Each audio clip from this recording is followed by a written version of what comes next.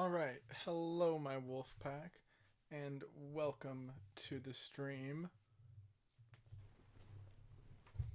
So,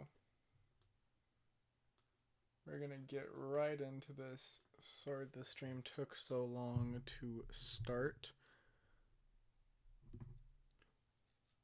But, here we are. So this is a tutorial introduction sort of stream for learning the rules of Magic, how the cards work, how to play it, and this is mainly for the people who watch my content, who watch my streams, and want to know what is actually going on when I'm playing this game. So, a couple of things before we get into the introduction to actually playing the game. You could just go and look up, how to play this game any number of places. There are so many tutorials out there.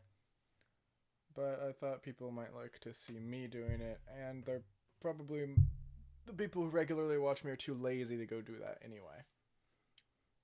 So I thought I might as well do that for them.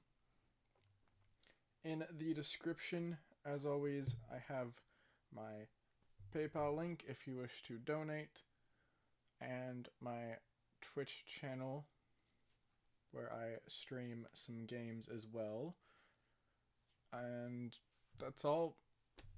So here I have in front of us, this is a deck from not exactly the dual deck series, but a dual deck like series. It's called the Global series, which is a product that has come out and essentially is supposed to be balanced decks. There's two decks that come in this product, supposed to be balanced against each other. They're both 60 cards.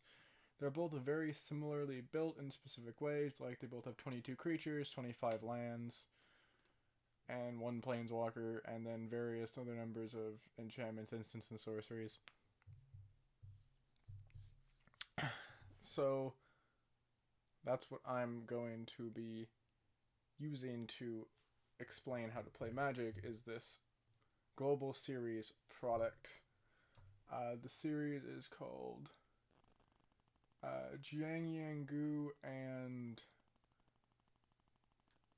Mu Jiang? Mu Yanling. I don't know where I got that other last name from. I'm going to be first showing off this deck, which is a green-red deck. The other one is a blue-white question mark. I just looked at these decks. I don't know why. I can't remember. It's a blue-white deck. I just prefer the green-red, so I'm going to be using this one. So there are a few different card types that we have to go over here. We have... Oh, by the way, someone commented about the sound. I try to keep the sound low for these streams because the clicking of my mouse, I want to keep as low as possible. So I have the mic maybe turned down a little bit low. Sorry about that. Just turn the sound up. And if you still can't hear, then I can try talking a little louder. But also I'm using new settings. Well, I think. I messed around with my settings. It said I was dropping frames, so I switched it back. So let me know if it's lagging out a whole lot and it's obnoxious, but last I checked the stream was healthy, so we're good. Ryan, are you back on your laptop yet? Like if she says real quick and 3 minutes later she's not here yet. I am waiting for people for this stream because these are the particular people that I would like to actually be here for learning the game.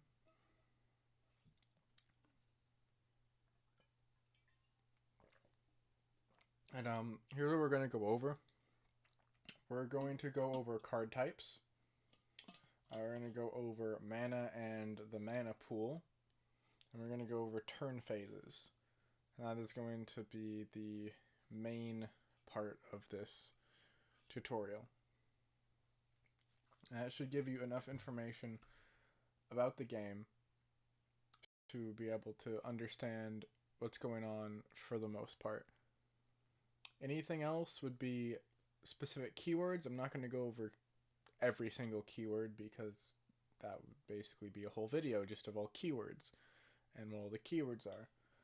The keywords, usually you can just scroll over it. On Xmage, if you scroll over a card, then it will show you what the keywords are on it, I believe. Actually, no, it doesn't. But flying is very simplistic, easy to understand, easy to explain. There's no complicated keywords here on these cards. Excuse me. It even tells you what trample is.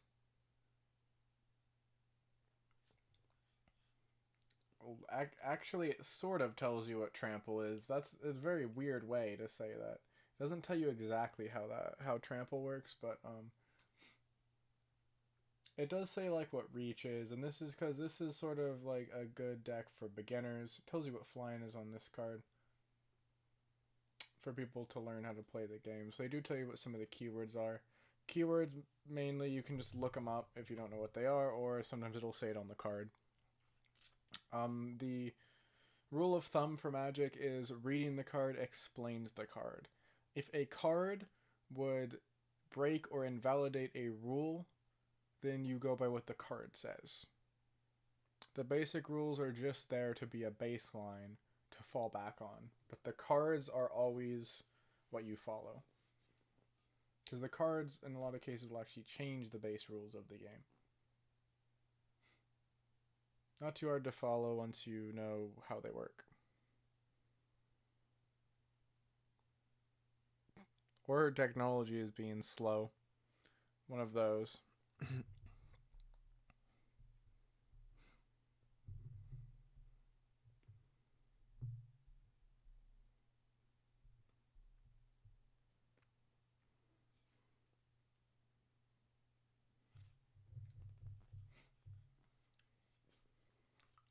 While we're waiting, I'm actually going to just scroll over all the cards. If anyone who wants to see what all the cards do can, especially when this is a video later, can sort of pause it. Look what all the cards are. Because these are the cards we're going to be getting familiar with today on this stream. And to anyone who is watching this later, I'm sorry for how slow this is going. But as I said, this is mainly for the people who you regularly watch my content and don't know how this game is played. This is an interesting card. I wish it was a little bit less specific, but it's supposed to be, it's not supposed to be really all that good of a card. It's supposed to be a card you can learn off of. I'm also going to go over abilities. I forgot to mention that. I'm going to go over the card abilities, activated and triggered abilities.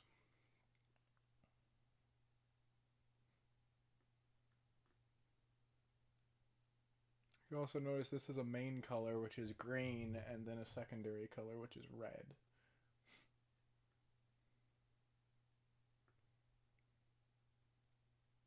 Depending on the deck, the color variation will vary. Sometimes if you have a two-color deck, it might be more even on the colors of the cards. Or it could be more like this, where you have a main color and a secondary color. When you go into a 3 colors in a deck, usually you'll have 2 main colors and a secondary color, or a thirdary color coming up behind it. Again, it depends on the deck. For some reason, I keep being drawn to this artwork. I really like this artwork.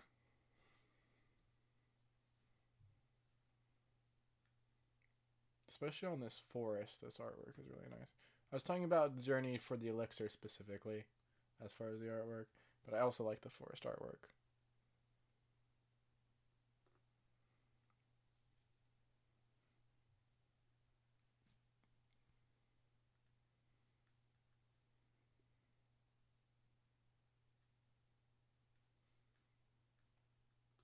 I'm going to load up the other deck and also scroll over those cards.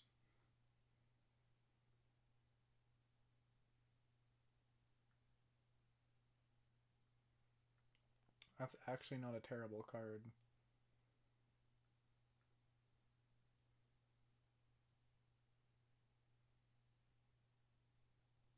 It's a cool looking turtle. Yay, it took you long enough. Just giving you crap. Alright, I'm just gonna scroll over the rest of these because that's what I said I was doing. So anyone who would want to see these cards can pause it, see it. Alright, so I'm gonna start with some basic things. How you build a deck. Decks are a minimum of 60 cards in most formats. It varies by format, but the format we're looking at today is more like a standard or modern format. And I'm not going to go over formats. All I need to know is that formats in Magic are ways of keeping a select amount of cards balanced, and you just can't use every single card that's ever been printed in Magic and just build decks out of them, because a lot of cards are really way more powerful than other cards. So Wizards of the Coast, who is the company who created Magic, has created formats to try and keep it fair and balanced. And so within each format there is a ban list or a restricted list. Ban list means you can't play that card in that format. Restricted means you can only play one copy of it, where usually in Magic you can play up to 4 copies of a card in a deck, excepting basic lands. And so we are not actually playing decks from a specific format. This is just a specific set, and these decks are meant to be balanced against each other. So we don't have to worry about format rules or anything when we're learning here, because these decks aren't meant to be in a format. They're their own special side thing.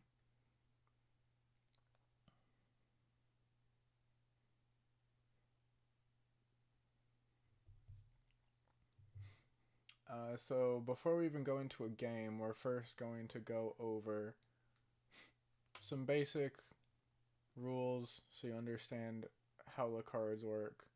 And then we're going to go into a game, and I'm going to play probably a couple games, at least one with each deck. I don't know exactly how these decks will play, but each of these colors has a specific style they usually are prone to. I can briefly go over what the colors of Magic are. I'm going to load back up the other deck. There are 5 colors in Magic. They are green, red, black, blue, and red. It took me a second to remember the 5th one. Each of them plays sort of towards a specific way. Like green is usually big creatures that are supposed to stomp over your opponent, high amounts of power and toughness, which in more basic terms is attack and defense, or attack and health. Red usually is pretty fiery, likes to deal damage with non-creature spells, like hit the opponent directly with burning their face. Usually has quick creatures with like the haste keyword, and some amount of flying, but mostly towards those other 2 things. White Has a lot of flying. It's very much about protecting its creatures. Usually the creatures are smaller, but you have a whole bunch of them. So like it's more of an army of smaller creatures that are evasive, like have flying, so they can just fly over the opponent, hit the opponent directly with their creatures. Blue is usually about stalling out the game longer. They're pretty evasive as well, a good amount of flying, and counter spells are an important part of Blue's strategy. A counter spell is an ability that counters a spell before it even comes onto the field. Just poof, right into the graveyard, doesn't even go on the field. Counter spells are very powerful, and have had a lot of balancing issues in this game. We're going to see all of those 4 colors represented here. We're not going to see black in these decks, but black is, about sacrificing your own. You're usually sacrificing your own resources to get a greater reward.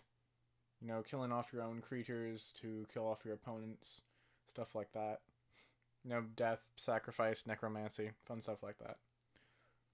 You don't really need to worry or pay attention about any of that unless you're actually building decks. Just to learn how to play, all of those archetypes are going to kind of just be put into the decks for you. You don't really have to pay attention to it. You just have to basically read the cards. We're going to go over card types now. There are more card types than are represented here. And I'll briefly show those, but these are the ones that we're going to actually be playing with, so these are the important ones. We're going to start with creatures. Let me go over what's a simple creature. Alright, this is a pretty simple creature. Alright, you see here, top right corner, this is the mana cost. That's how you play the card onto the field. This is the name. This is the card type. This is flavor text down there, and this is an ability that it has in the text box. This is power and toughness. Power is always on the left, toughness is always on the right. On all cards, except for lands, typically, there will be a mana cost.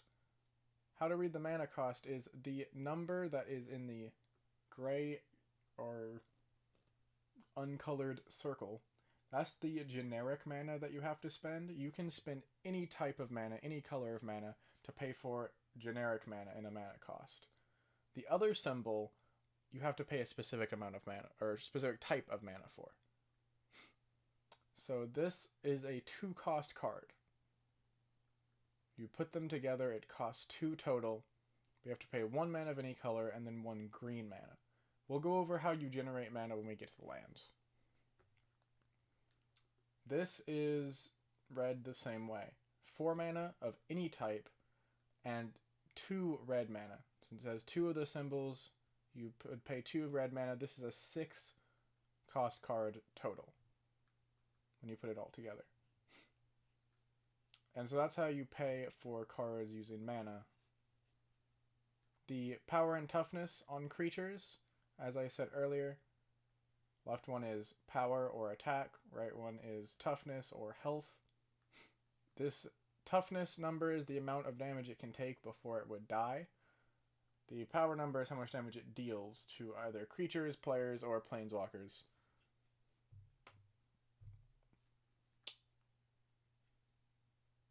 That's basically that's all the specific things you need about creatures.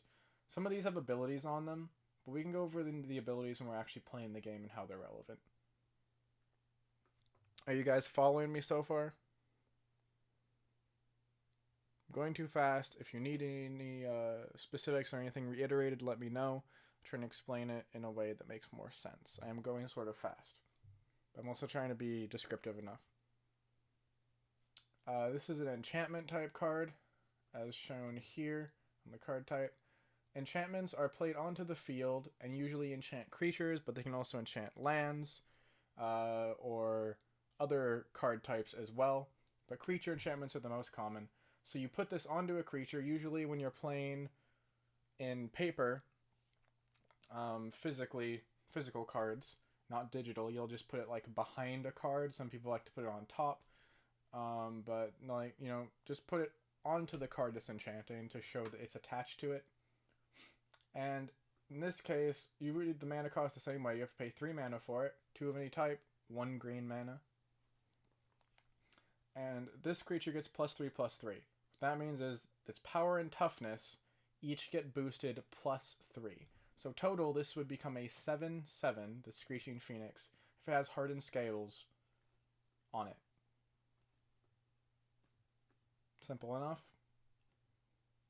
Moving on. This is an instant card. There are 2 main types of non-creature spell cards. A non-creature spell just means literally anything that doesn't say creature right there. That's a non-creature spell. Typically, spells are referred to as creature and non-creature spells, but everything that you pay mana for is a spell.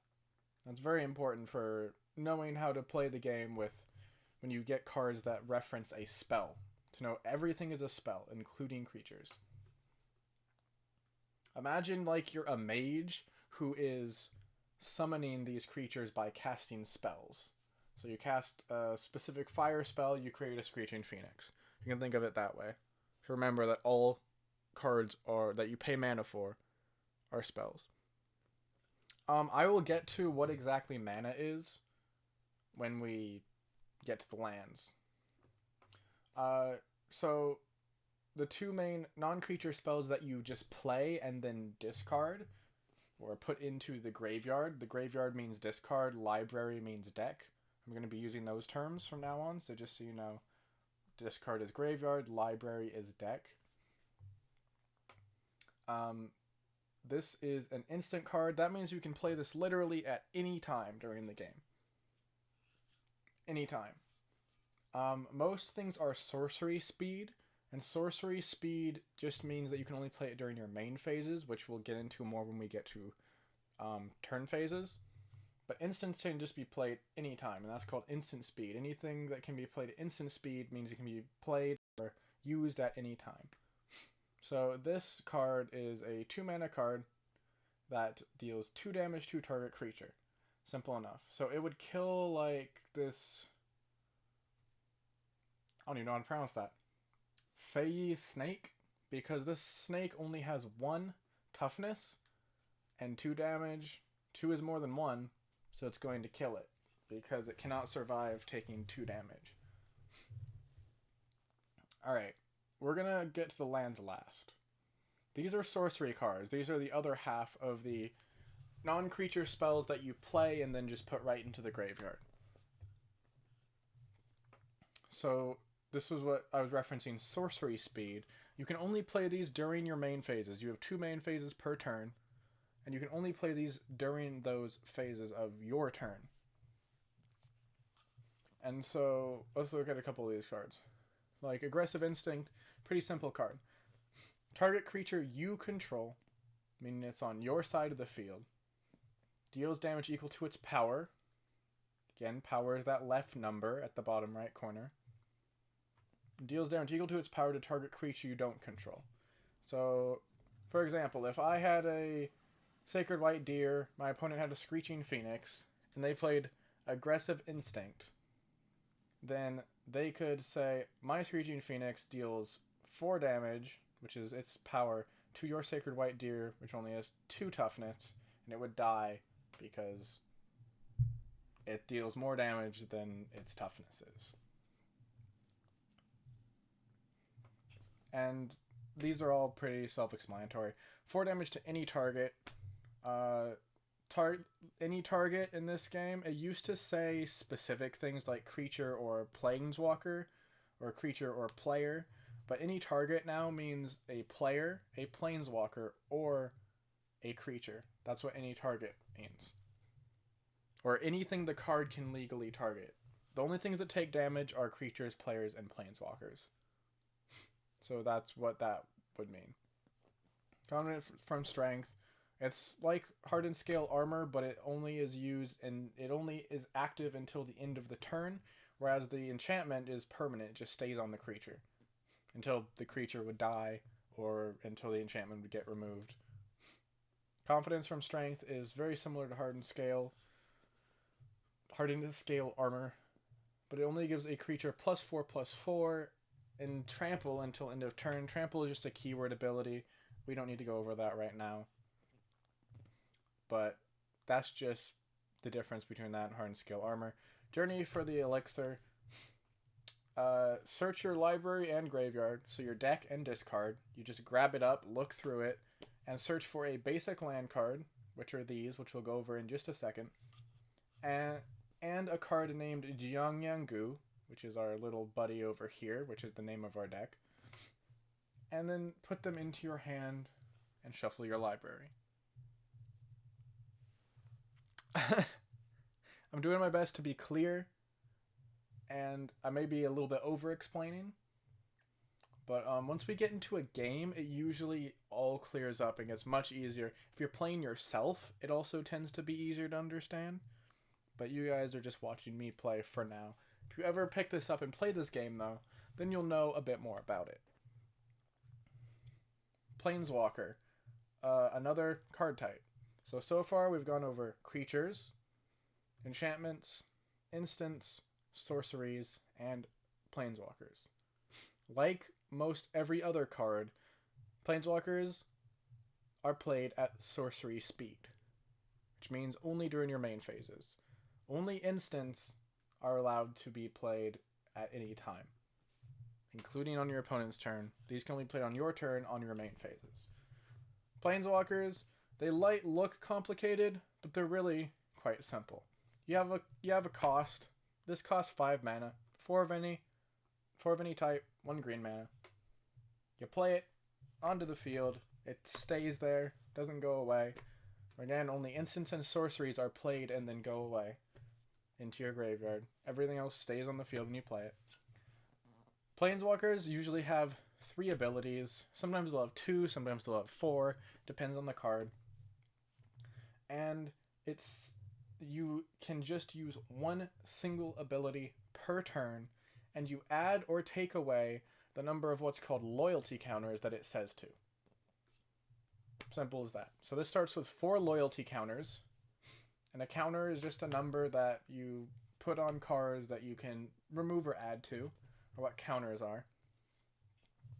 So if you do his +1 ability, then you would add 1 counter to him, so he'd have 5 loyalty counters.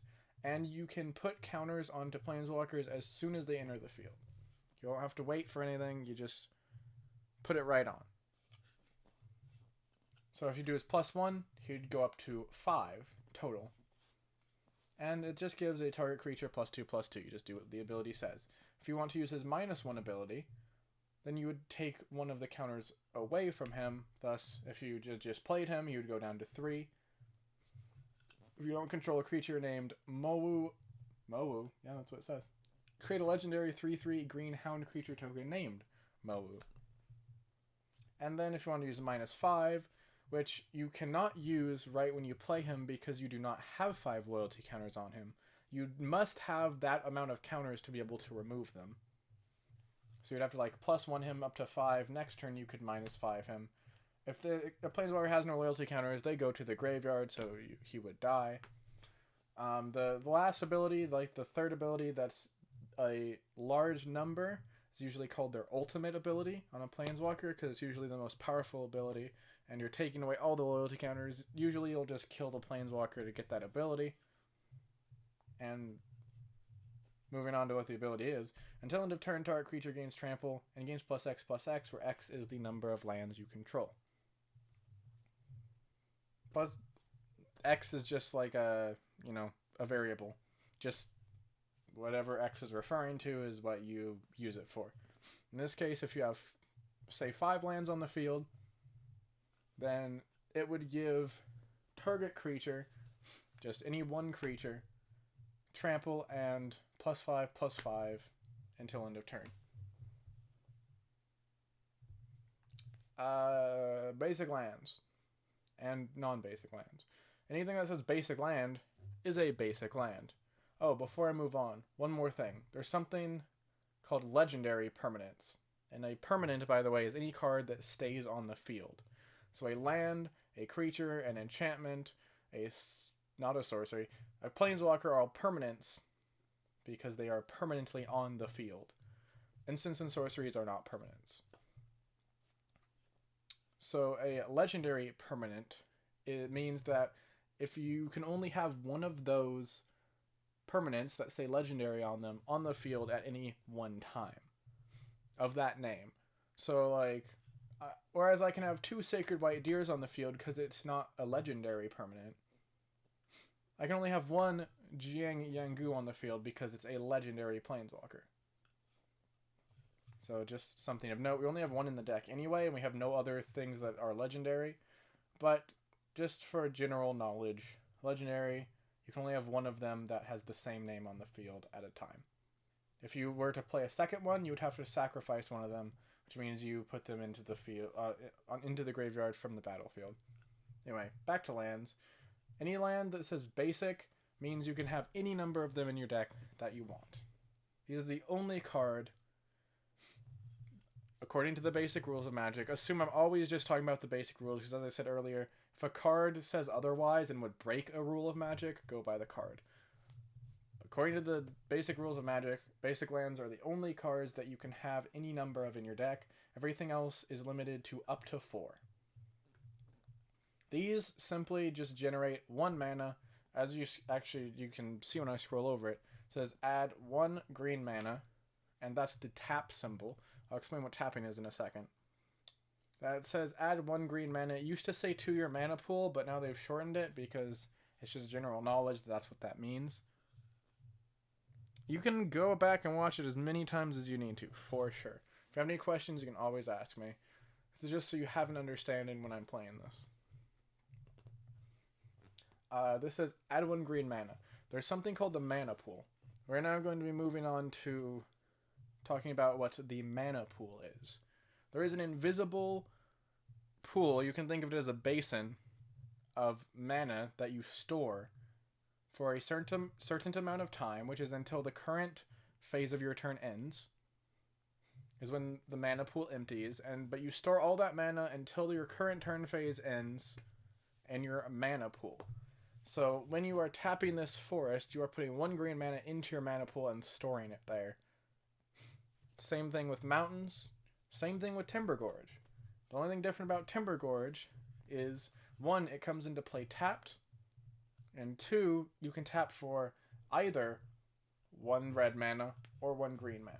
Once you tap a card, which is that little symbol that you see right there, once you tap a card... Okay, just making sure my mouse is actually on the stream. Once you tap a card, it is tapped until your next turn. So you can only either tap for 1 red or 1 green, and it comes into play tapped. When you tap a card, it is horizontal. Usually you play cards on the field vertically. When you tap it, you just turn it horizontal to show it's tapped. And that's really the gist of the mana pool. Anything that says you add 1 mana to your mana pool, you add it to your mana pool, and you have that type just sitting in your mana pool until you would use it, or until you would pass the current phase of your turn and it goes away. Lands, you can play for free. You don't have to pay any mana to play them, but you may only play 1 land per turn. Whereas with any of the other cards, as long as you have mana to spend to cast them, you can play as many of them as you want. Lands, you're limited to 1 per turn. I think that's all I can talk about on this page. I'm going to go into a game and show you the turn phases nicely laid out, and show you how the turns work. This is not scripted. I'm just kind of going off what I'm thinking. So if I'm a little bit all over the place, my apologies. I'm going to be using the Jiang Yangu deck, which is the one we were just looking at. The computer will be using the Mu Yanling deck.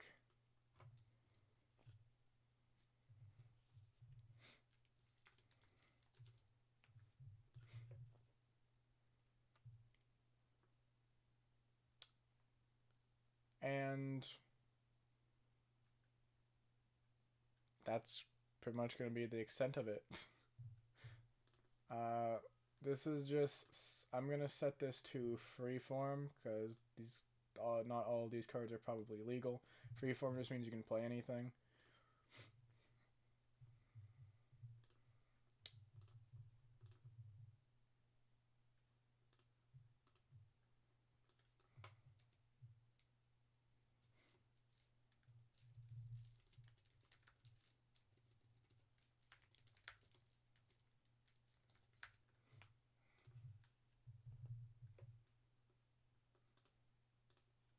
Don't mind the random names that I have for fun.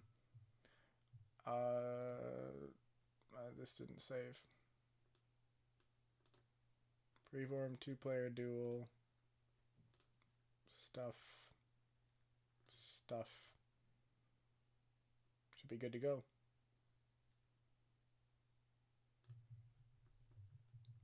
Your game has started. Alright. Oh, because I typed something, it brought up... My apologies. The thank you for your patience thing. I have that on a hotkey. Should be gone now.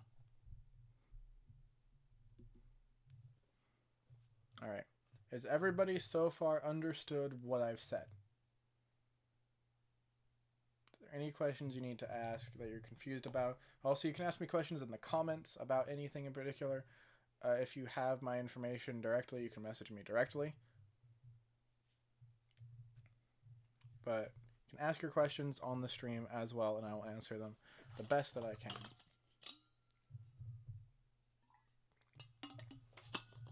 Let's go over turn phases real quick.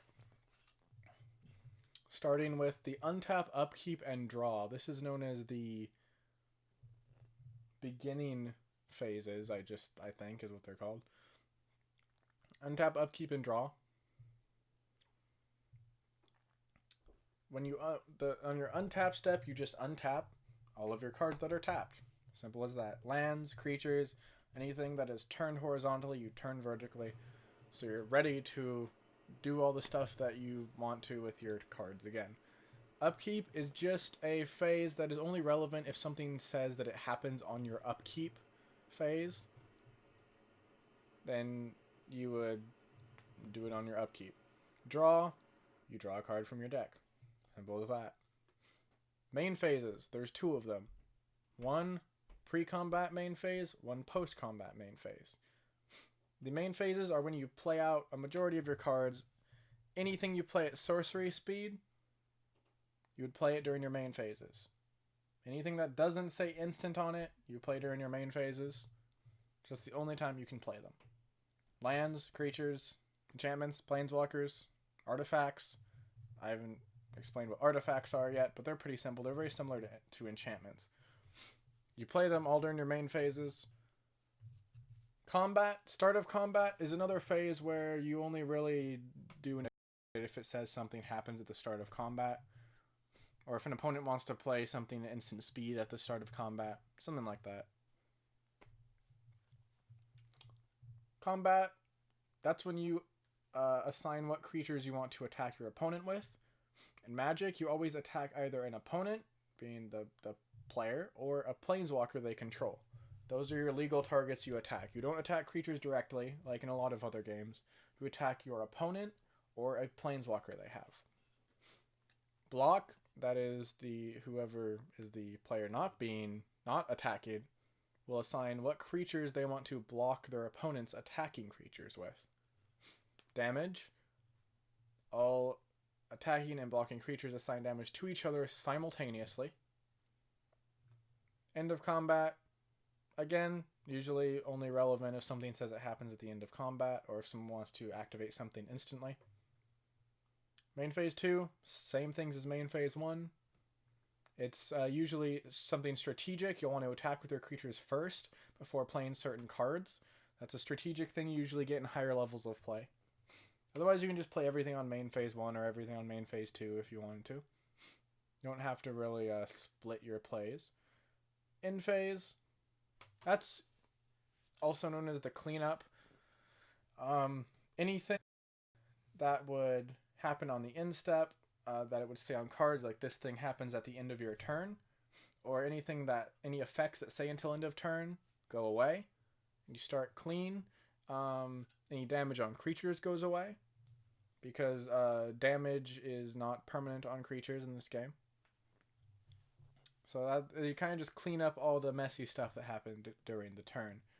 Pass, you pass to the other player, because this is a turn-based game. All right, well, let's get into it. I'm not gonna mulligan this question mark. Actually, I am. I don't have like any creatures except for one that's really high cost. 5 is quite high cost. So I'm gonna mulligan. They just inputted a new mulligan system in Magic. That is the standard mulligan system. How this works is, a mulligan is when you redraw a new hand. And how the current mulligan system works is you put all your cards on the bottom of your library, I think? Question mark? No, you put your hand back into your deck, shuffle it, draw 7 new cards. You always draw 7. And then you put 1 card on the bottom of your library from your hand for each mulligan you've taken. So this is the first mulligan I've taken. So I'm going to take 1 card from my hand of my choice and put it onto the bottom of my library. So I'll have 6 cards. If I wanted to mulligan again, down to 5 cards, then I would have to take 2 cards. I still draw 7, but I would take 2 cards and put them on the bottom of my library, so I would end up having 5 when I start the game. So,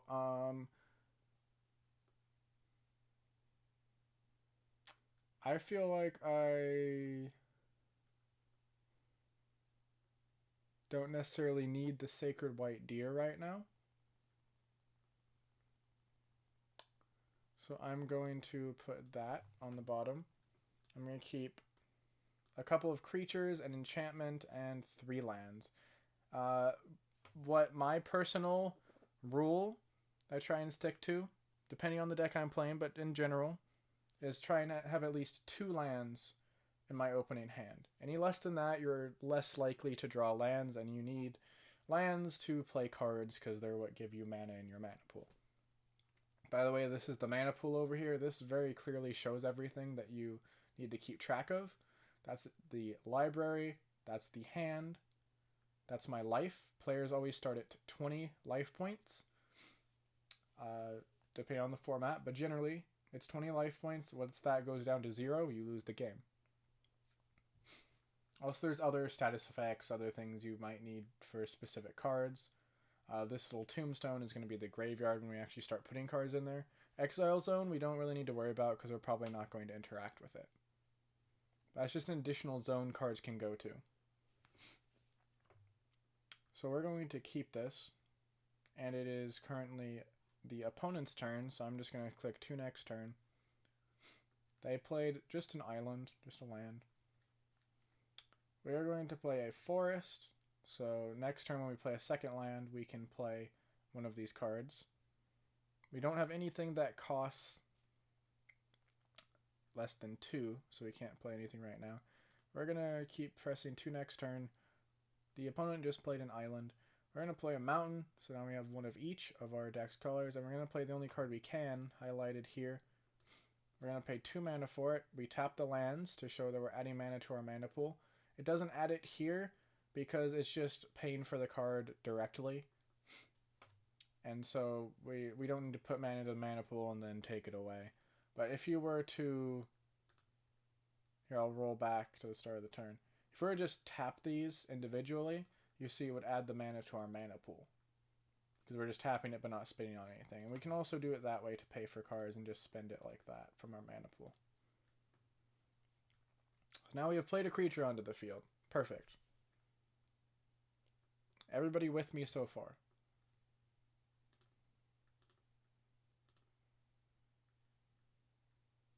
Alright, so they are playing an instant during our turn. The opponent is. They are using this instant to return a creature to its owner's hand. I am the owner of this card, since it came from my deck, so it will return to my hand. It's called Bouncing, is the colloquial term, bouncing the card back to my hand.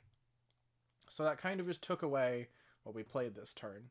Made our play much less efficient because we already tapped our lands, we can't tap them again, but they are going to untap at our next turn on our untap step.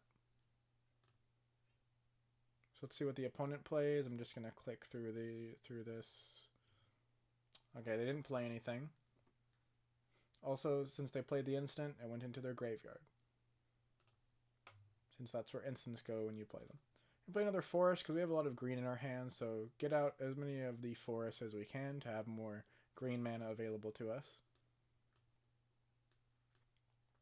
And we are going to play the Reckless Pangolin this time, because we have 3 mana now, and the Reckless Pangolin is a bit bigger, and it also gets +1/+1 whenever it attacks, so we'll go from a 2/2 to a 3/3 when it attacks. Until end of turn, then it goes back to a 2/2. We're just going to pass the turn. I didn't explain Summoning Sickness. Creatures have Summoning Sickness. What Summoning Sickness means is if you have not controlled this creature since your last upkeep, which is that right there, then it has Summoning Sickness. So when you first play a creature, then you cannot attack with it or tap it until you've controlled it since your last upkeep, which means on my next turn I will have already controlled it since my last upkeep and I can attack with it. But I cannot this turn because I just played it. Alright, we're going to play more forest because we want all that green mana for all these green cards in our hand. We have 4 now. I am going to play another Reckless Pangolin, tapping my lands to pay for the cost. Now we can attack with this, now that we've controlled it for a turn. When it attacks, ability is going to trigger, giving it +1/+1. So now it's a 3/3, since it's attacking. It's going to deal 3 damage to our opponent. They're going to go from 20 to 17. Simple as that. I don't know if we're going to get an interaction with creatures dealing damage to each other, but then you'll get to see how damage on creatures works. Alright, I'm going to actually play 2 cards this turn. I'm going to play the Snake, tapping 1 forest and 1 mountain, using the mountain to pay for the generic mana cost. And I'm going to play Hardened Armor on it because it kind of has low toughness, and I would like to have it have some higher toughness in case we get into a battle with a creature. So now it's placed behind the card. This does Summoning Sickness. It can't attack, but it's now a 5/4, and it stays a 5/4 because its enchantment is giving it +3/+3. Now we can attack with both of these creatures, and they both get +1/+1 because that's what they say on the text. And they're going to deal a whole ton of damage to our opponent. And that's going to be all we can do on our turn. It's now the opponent's turn. Skipping through the phases, they didn't do anything. They just have not drawn any cards. Oh, we have a dual land. It's called dual land because it can tap for multiple types of mana. 2 types of mana specifically. And so it comes in tapped because that's what it says. So it's more powerful land. You can tap for multiple different types of mana. Also, it's non-basic, which means you can only play up to 4 of it in your deck. And it comes in tapped. So a little bit of a drawback, but next turn we'll have more mana available to us in better colors than just one or the other like the basic lands give. We can also play this Hardened Scale Armor. I'm just going to play it onto one of the Reckless Pangolins. Like that. Now it's a 5/5, and we can attack with all of these, and that'll actually finish our opponent off. Because they only have 11 life, and we have 12 power worth of attack here. As you can see, this deck is very much about just making these creatures quite big, quite fast. No blockers. We won the game. Opponent goes below 0. That's how that goes. Is there anything anyone is not understanding about how the game works, how it's played? This is kind of the time for just random questions to be thrown about, and I'll answer them specifically. rather than all my general statements. Also, I am going to go into a new deck, or a new game, with the other deck. So you saw how that deck played. It was very much, you know, play some creatures, play things to make them bigger, beat down your opponent's face with the big creatures. That's kind of how green typically works. We didn't really draw any red cards, as in we didn't draw any red cards at all. And this is now going to be Yangu. Not Yangi, Yangu. Your game has started. And this is a bot I'm playing against, by the way, if you wondered. This deck is probably going to be much different, much more reserved, much more about removing your opponent's creatures, kind of stalling out the game a bit longer. I mean, this is an okay hand. Like, we have a way to deal with our opponent's creatures with this card. We have good amount of creatures, but they're all kind of expensive at costing 4. We can draw some cards later on, but that's kind of a high cost card. I did it again somehow. Oh, because I typed the thank you for your patience thing. I should probably remove those hotkeys. What's a stream without some fun messing up with the hotkeys?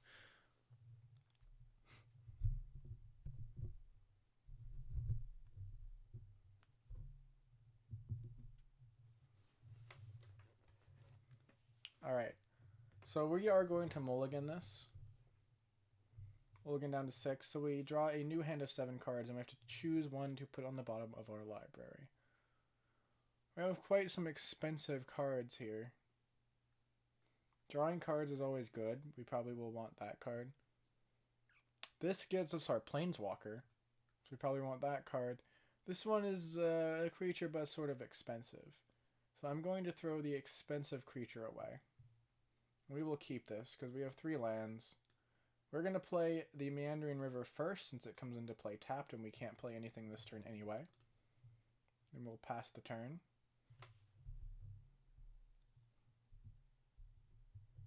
I assume since no one's saying otherwise, everyone is understanding how the game works so far.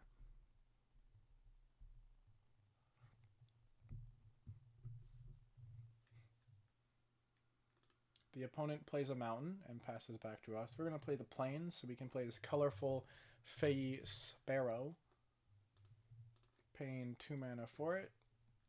It's a 1/3 with flying, which means it cannot be blocked except by creatures with flying or reach. So we can hit the opponent more often because our opponent's creatures won't stand in the way. They play a Sacred White Deer. I didn't explain how abilities work on cards like this. The abilities on these lands are actually instant speed abilities. Any abilities that you pay mana for are instant speed abilities. Unless it says it can only be used at sorcery speed. So this is an instant speed ability on this card. You can use it any time. To use it, you must pay 4 mana and tap the card, which means that you're not able to attack with it that turn since you're tapping it. But you can also do this during your opponent's turn as well because it's an instant speed ability. It's called an activate ability. So if you pay 4 and tap this card, then you gain 4 life, but you can only activate this if you control a Yangu Planeswalker, which the opponent does not. So they cannot activate it anyway, but it is instant speed ability. This is a static ability, which means it just stays on the card all the time. It's just always there. And it always has flying. And this card cannot block it because this card does not have flying or reach, which is what the ability of flying states, that this can't be blocked except by creatures with flying or reach. So we're going to pass the turn back to ourselves. We don't have anything to play for 3 in our hand, so we're just going to play another Meandering River, which we will have next turn up and functional for us. And now we will go and attack our opponent. And we have a flying creature, so we can just attack and not worry about our opponent blocking. Even if they could, though, our creature has 3 toughness, theirs only has 2 attack. So their attack would not kill our creature. Or their damage would not kill our creature, rather. Because we are the ones attacking. But we can just attack them. They can't block it. They don't have a flying or reach creature. Sure, go ahead. You can always watch it back. Alright, they're playing a sorcery. It's their turn now. It's their main phase, first main phase. Target creature gets +4/+4 and gains trample until end of turn. Now trample comes into play. What trample is an ability that states that any damage that would deal more damage than your opponent's toughness. For example, they're making this card into a 6/6. So if we were able to block with our little sparrow, our sparrow